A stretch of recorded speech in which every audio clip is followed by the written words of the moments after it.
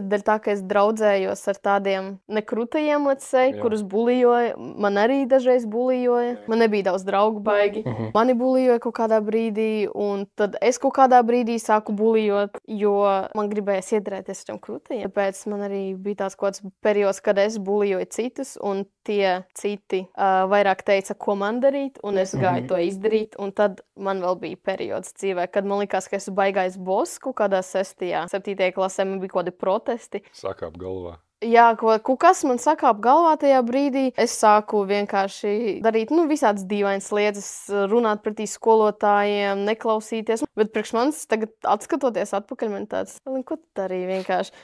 Pat, zini, atceroties tās sajūtas, man pat īsti negribējās to darīt. Es to darīju vienkārši, lai iedarēties, lai zini, tā kā, tu vari pateikt kaut ko pretī skolotājiem, tas ir krūts respekt, you know.